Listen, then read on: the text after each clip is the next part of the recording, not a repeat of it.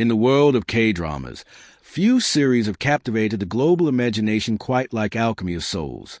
It introduced us to Daeho, a fictional land where magic flows through nature and mags control the energy of the sky and earth. At the heart of this tale stands a woman who is both a terrifying weapon and a tragic hero, Naksu. Her name alone strikes fear into the hearts of men. Naksu, meaning the sound of water falling, because wherever she went, heads would fall to the ground like rain. She is the quintessential shadow assassin. Trained in isolation, wielding a magical sword, she moves faster than the eye can follow. She is a fantasy archetype that we love, the beautiful, lethal warrior woman who answers to no one but her own code of revenge. But as we watch Naksu fly across rooftops and cast spells, a question lingers in the minds of history enthusiasts. Is she purely a figment of imagination? Or did the history of Korea actually possess women like her? Women who lived in the shadows, concealed weapons in their skirts, and carried out secret missions for the state? The answer is more fascinating than fiction. While they couldn't shift souls or shoot energy from their hands, the shadow women of the Joseon dynasty were very real. They were the invisible eyes and ears of a kingdom that tried to hide them. Today, on the Korea Files, we uncover the true story of Korea's female spies. To understand why these female agents were created, we must first understand the unique social structure of Joseon Korea. It was society built on strict Confucian ideals, where order and hierarchy were everything. The most rigid rule of all was Namyo Chilsbyudongseok. This adage dictated that boys and girls should not sit together after the age of 7.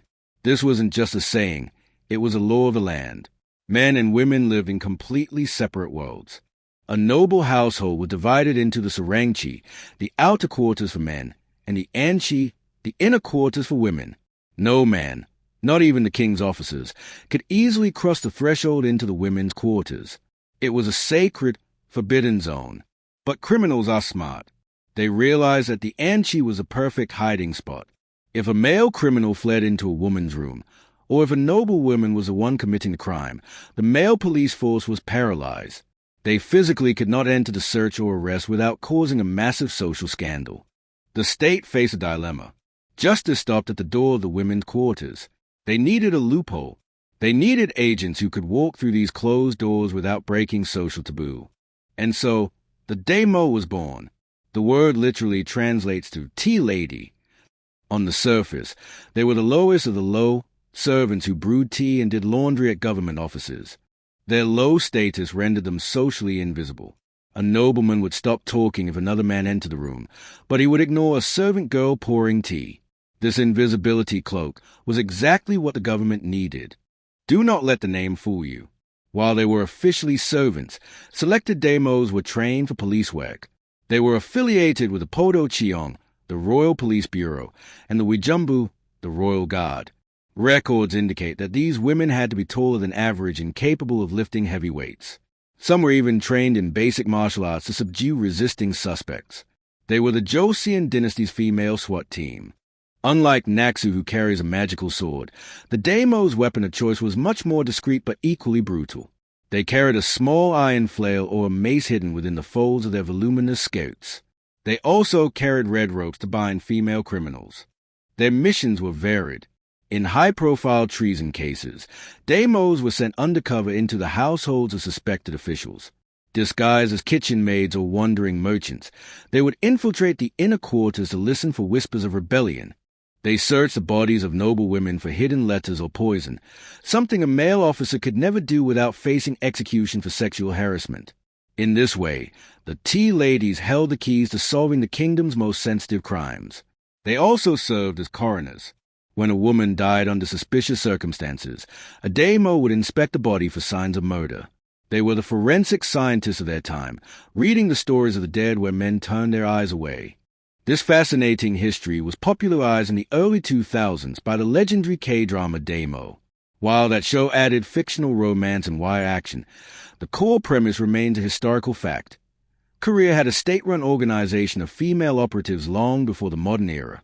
But the Damo were not the only women living dangerous double lives. There was another class of women, the Gizaeong. They were artists, entertainers, and sometimes the deadliest of spies. The most heartbreaking story comes from the late 16th century, during the Japanese invasions of Korea. The city of Jinju had fallen. The Japanese army was celebrating their victory at a pavilion overlooking the Nam River. Enter Nongae. She was not a trained soldier like Naksu. She had no magic. Her only weapon was her beauty and her resolve. She disguised herself as a Gizang to infiltrate the enemy's victory party. She singled out the most powerful Japanese general. She lured him to the edge of a cliff, offering a cup of wine with a seductive smile. The general, drunk on victory and alcohol, embraced her, expecting a night of pleasure. But Nongae had prepared a secret mechanism. She wore rings on all 10 of her fingers.